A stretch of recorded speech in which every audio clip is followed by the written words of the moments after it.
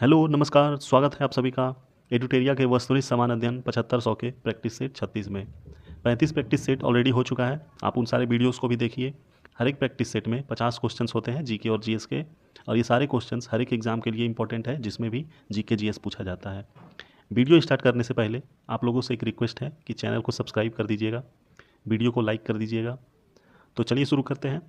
पहला क्वेश्चन है, अज्ञेयवादी संप्रदाय के संस्थापक कौन थे? तो इनका नाम है संजय वेठली पुत्र। दूसरा है, ऐहोल में दुर्गा मंदिर का निर्माण किसके काल में हुआ था? तो ये हुआ था चालुक्य के, और ये जो मंदिर है ये कर्नाटका में है और ये 8वीं सेंचुरी में बना था। अगला क्वेश्चन है, तकोल्लम का युद्ध किसके मध्य हुआ था? तो ये जो युद्ध है ये हुआ था चोल एवं राष्ट्रकूटों के मध्य। सैयद बंधुओं ने मराठा के सहयोग में किस मुगल सम्राट को सत्ता से हटाकर उनकी हत्या कर दी थी? तो ये है फर्रुखसियार। उत्तर वैदिक काल के सबसे महत्वपूर्ण देवता कौन थे? तो ये थे प्रजापति। कौन थे? तो ये है प्रजापति। चोलों के अधीन ग्राम प्रशासन का वर्णन किस अभिलेख में है? तो ये है उत्तर मेरूर अभिलेख। जालियांवाला बाग हत्याकांड के प्रभाव के रूप में निम्न में कौन सी घटना घटित हुई थी? तो इस जालियांवाले बाग हत्याकांड के प्रभाव में हंटर आयोग का गठन हुआ था। अगला क्वेश्चन है, किस अधिवेशन में प्रथम भारतीय महिला ने कांग्रेस अधिवेशन की अध्यक्षता की थी? तो इसमें 4 ऑप्शन दिया गया है, जिसमें कि जो आंसर होना चाहिए ये 40वां होना चाहिए, लेकिन ऑप्शन ऐसा कुछ था नहीं, तो ये 40वां होगा। और इसके जो प्रेसिडेंट थी सरोजनी नायडू थी, प्रथम भारतीय महिला। अगला क्वेश्चन है, नेहरू रिपोर्ट तैयार करने वाली कमेटी के सदस्यों में निम्न में से कौन शामिल नहीं था? तो ये है एनी बेसेंट। 9 डैश लाइन संबंधित है किस चीज़ से? तो यह है दक्षिण चीन सागर विवाद से। अगला क्वेश्चन है, निम्नलिखित में से कौन सा झील लैगून झील का उदाहरण नहीं है? लैगून झील क्या होता है? तो लैगून झील मतलब समुद्र से सटा हुआ कोई ऐसा लेक हो उसे लैगून झील कहा जाता है। तो इसमें जो ऑप्शन है पहला पेरियार झील, ये लैगून झील नहीं है, बाकी चिल्का झील है, ये लैगून झील है और ये उड़ीसा में है। और ये जो सटा हुआ है बे ऑफ बंगाल से। फिर दूसरा है पुलिकट जो कि तमिलनाडु में है। फिर तीसरा है अष्टमुड़ी, ये केरला में है। अगला क्वेश्चन है, भारत में ग्रीष्मकालीन मानसून की प्रवाह की सामान्य दिशा है कौन सी? तो ये होगी दक्षिण पश्चिम से उत्तर पूर्व। निम्नलिखित महासागरीय धाराओं और उसके संबंध सागरों के बारे में विचार कीजिए। इसमें 4 दिया हुआ है, एक तरफ धारा है, दूसरी तरफ महासागर है कि कौन सा धारा कौन से महासागर से रिलेटेड है। तो पहला है कैनरी धारा, ये उत्तरी अटलांटिक महासागर। दूसरा है ओयासियो जो कि इसमें हिंद महासागर दिया हुआ है, ये गलत होगा, ये है रिलेटेड नॉर्थ पैसिफिक ओशियन से, और ये कहाँ पे है? तो ये रसिया में है। फिर तीसरा है बेंगुएला जो कि उत्तरी अटलांटिक महासागर दिया हुआ है, ये उत्तरी अटलांटिक महासागर ना होके बल्कि यहाँ पे साउथ अटलांटिक महासागर होगा। अगला है फिर पेरू प्रशांत महासागर में है, ये भी सही था। अगला है, भारत में न्यायिक पुनर्विलोकन की शक्ति का प्रयोग किसके द्वारा किया जाता है? तो ये किया जाता है उच्च न्यायालय के द्वारा और सर्वोच्च न्यायालय के द्वारा। निम्न में कौन संविधान का संघीय गुण नहीं है? कौन नहीं है? तो यह एकल नागरिकता। बाकी स्वतंत्र न्यायपालिका, लिखित संविधान और केंद्र राज्य के मध्य शक्तियों का बंटवारा, ये संविधान का संघीय गुण है। अगला क्वेश्चन है, भारत के संविधान का निम्नलिखित में से कौन सा प्रावधान केंद्रीय विधि और राज्य विधि के बीच असंगति के प्रश्नों को हल करने के लिए प्रासंगिक है? तो यह है अनुच्छेद 254। भारत की न्यायिक प्रणाली के अंतर्गत राज्यों के उच्च न्यायालय सीधे किसकी अधिकारिता में आते हैं? तो यह है उच्चतम न्यायालय। अगला क्वेश्चन है, संविधान के 73वें संशोधन द्वारा सुझाए गए लक्षणों में कौन सा गलत है? इसमें 4 स्टेटमेंट दिया गया है, इसमें बताना है कि कौन सा स्टेटमेंट गलत है। तो इसमें जो चौथा है कि वित्त की व्यवस्था योजना आयोग करेगा, ये गलत है। बाकी 3 ऑप्शन जो है, पंचायतों का 5 वर्ष का निश्चित कार्यकाल होगा और यदि उसे अवधि से पहले भंग किया जाता है तो 6 माह के भीतर नया चुनाव करवाना आवश्यक है।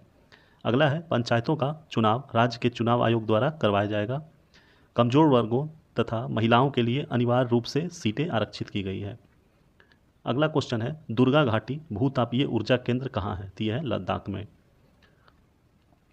सखारोव फ्रीडम पुरस्कार किसके द्वारा दिया जाता है? ये दिया जाता है यूरोपीय संघ द्वारा, यूरोपीय संघ द्वारा। कृतज्ञ कृतज्ञ हैकथॉन किस क्षेत्र से संबंधित है? तो यह है कृषि से। भारत के पहले मल्टी मॉडल लॉजिस्टिक पार्क की स्थापना की जा रही है, कहाँ पे? तो ये असम में। प्रधानमंत्री मोदी ने विश्व का पहला सीएनजी टर्मिनल का शिलान्यास किया, कहाँ पे? तो ये गुजरात में। सुमेलित नहीं है, 4 ऑप्शंस दिया गया है, इसमें कौन सा सही सुमेलित नहीं है? पहला है फॉरगॉटन रिफ्यूजी, जो कि नंदिता हक्सर के द्वारा लिखी गई है, ये सही है। फिर अगला है डिवोर्स एंड डेमोक्रेसी, जो कि सौम्य सक्सेना के द्वारा लिखी गई है, ये भी सही है। द लास्ट वाइट मैन, जो कि मोहसिन हामिद के द्वारा लिखी गई है, ये भी सही है। और इसमें जो द लिविंग माउंटेन दिया गया है, ये अमिताभ घोष के द्वारा लिखा गया है। यूनेस्को द्वारा सांची स्तूप को किस वर्ष विश्व धरोहर स्थल की सूची में जोड़ा गया था? ये जोड़ा गया था 1989 ईस्वी में। निम्नलिखित में कौन सी नृत्यांगना कथक कली से संबंधित है? यह है कुंचू कुर्रूप, कुंचू कुर्रूप। बिना क्षतिपूरक भुगतान के जैव संसाधनों का उपयोग कहलाता है, क्या कहलाता है? तो इसे कहते हैं बायोपायरेसी, बायोपायरेसी। अगला है भारत सरकार द्वारा पौष्टिक सहायता कार्यक्रम की शुरुआत किस वर्ष की गई थी? तो ये की गई थी 1995 ईस्वी में।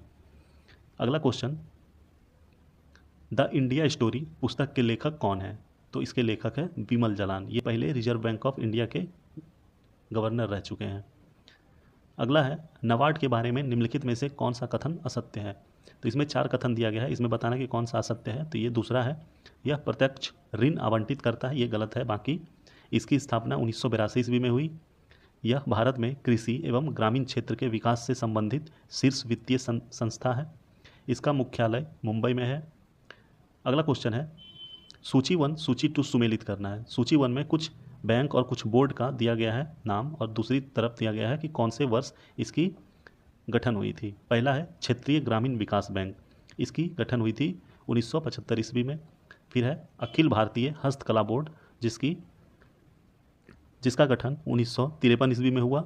अखिल भारतीय हथकरघा बोर्ड, जिसका 1950 में। और केंद्रीय सिल्क बोर्ड, ये 1948 ईस्वी में। अगला क्वेश्चन है फिएट मनी। फिएट मनी के संदर्भ में निम्नलिखित कथनों पर विचार कीजिए। 3 कथन दिया गया है, इसमें बताना कि कौन सा कथन फिएट मनी के संदर्भ में सही है। तो पहला है यह एक मुद्रा है जिसे सरकार ने वैध मुद्रा घोषित किया, ये गलत है। दूसरा है हाइपर इन्फ्लेशन के दौरान इसका मूल्य बढ़ जाता है। यह एक भौतिक वस्तु द्वारा समर्थित होती है, तो ये ऑप्शन दूसरा और तीसरा सही है इसमें। निम्न में कौन सा कर भारतीय राज्यों के राजस्व का स्रोत नहीं है? तो यह है निगम कर। किस बजट में वित्त मंत्री ने उदारीकृत विनिमय दर प्रबंधन प्रणाली की घोषणा की? तो ये की थी यूनियन बजट 1992-93 में। साबुन के द्वारा सतहों को साफ करने का सिद्धांत किस पर आधारित है? तो यह है पृष्ठ तनाव पर, यानी सरफेस टेंशन। सबसे ज़्यादा सयांता होती है किस चीज़ की? तो ये होती है शहद की। ध्वनि तरंग के संबंध में क्या गलत है? 3 स्टेटमेंट दिया गया है, इसमें बताना है कि जो साउंड वेव है उसके बारे में कौन सा गलत है। पहला है ध्वनि का चाल निर्वात में 3 × 10⁸ मीटर पर सेकंड होता है, ये गलत है। ये ध्वनि का नहीं बल्कि ये लाइट का होता है। ध्वनि की चाल सबसे अधिक ठोस में होती है, ये सही है। ध्वनि तरंग अनुदैर्घ्य तरंग होती है, ये भी सही है। अगला है इंडोर वायु प्रदूषक का सर्वाधिक महत्वपूर्ण प्रदूषक क्या है? ये होता है कार्बन डाइऑक्साइड। निम्न में किस गैस का प्रयोग पीने के पानी को शुद्ध करने के लिए प्रयोग में लाया जाता है? ये होता है क्लोरीन। केंचुओं के बारे में असत्य का चयन करें। 4 स्टेटमेंट दिया गया है, इसमें कौन गलत है उसको चुनना है। पहला है यह अपने रास्ते में आने वाली मिट्टी को खाता है, ये सही है। इसमें अस्थियां भी पाई जाती है, ये गलत है। केंचुआ में कोई भी बोन्स नहीं होता है। पेशियां शरीर के घटने बढ़ने में सहायता करती है। शरीर में चिकने पदार्थ चलने में सहायक होते हैं। तो ये 3 स्टेटमेंट सही था। यदि किसी कारणवश आहार नाल के एपिथीलियमस की पेराइटल कोशिका आंशिक रूप से कार्यविहीन हो जाए तो क्या होने की संभावना है? तो इसका आंसर होगा प्रोटीन्स का पेप्सिन द्वारा प्रोटीओजेज तथा पेप्सोटोन्स के जल को अपघटन नहीं हो पाएगा। अगला क्वेश्चन है मनुष्य का प्रमुख उत्सर्जी उत्पाद होता है, क्या होता है? तो यह है यूरिया। जलवायु परिवर्तन पर संयुक्त राष्ट्र का सम्मेलन COP21 आयोजित हुआ था, कहाँ पे? तो ये हुआ था पेरिस में। जैव विविधता का सबसे महत्वपूर्ण पहलू है, क्या होता है? यह है पारिस्थितिक तंत्र का निर्वहन। पारिस्थितिकी तंत्र में एक पोषी स्तर से दूसरे पोषी स्तर में स्थानांतरित से ऊर्जा की मात्रा क्या होती है? तो ये घटती है।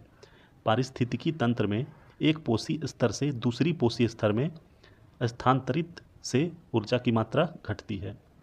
अगला question, the general theory of employment, interest and money. इस पुस्तक के लेखक कौन है? तो इसके लेखक हैं कीन्स। कॉस्मोग्राफी शब्द को प्रतिपादित और उसे यूरेनोलॉजी ऑफ ज्योग्राफी में विभाजित किसने किया था? तो ये किया था हम्बोल्ट ने। किसने? हम्बोल्ट ने। अब तक कितने पूर्व राष्ट्रपतियों को भारत रत्न से सम्मानित किया जा चुका है? तो यह है टोटल 6। शंकर देव द्वारा रचित भावना में किस भाषा का प्रयोग किया जाता है? तो यह है ब्रजवली। अगला और अंतिम क्वेश्चन है इस वीडियो का, एकाधिकार एवं अवरोधक व्यापारिक व्यवहार अधिनियम को किस वर्ष पारित किया गया था? ये किया गया था 1969 ईस्वी में। अब कुछ स्मरणीय तथ्य दिया गया है, इसमें हिंद यूनानी शासक के बारे में, इसको भी पढ़ लेते हैं। हिंद यूनानी शासकों में सबसे अधिक विख्यात मिनांडर हुआ। हिंद यूनानी शासकों में सबसे अधिक विख्यात मिनांडर हुआ। मिनांडर ने नागसेन यानी नागार्जुन से बौद्ध धर्म की दीक्षा ली थी। मिनांडर के प्रश्न एवं नागसेन द्वारा दिए गए उत्तर मिलिंद पन्हो ग्रंथ में संग्रहित है। भारत में सबसे पहले हिंद यूनानियों ने ही सोने के सिक्के जारी किए। शकों का सबसे प्रतापी शासक रुद्रदमन प्रथम था। इसने सुदर्शन झील का जीर्णोद्धार किया। रुद्रदमन प्रथम सबसे पहले संस्कृत भाषा में लंबा अभिलेख यानी गिरनार अभिलेख जारी किया। भारत में शक राजा अपने आप को छपक कहते थे। इसी के साथ ये वीडियो यहीं पे समाप्त हुआ। पसंद आया हो तो लाइक कीजिएगा, चैनल को सब्सक्राइब कीजिएगा और बने रहिए हमारे चैनल पे ऐसे ही अच्छे अच्छे जीके जीएस और करंट अफेयर के वीडियोस और प्रैक्टिस सेट्स के लिए। धन्यवाद।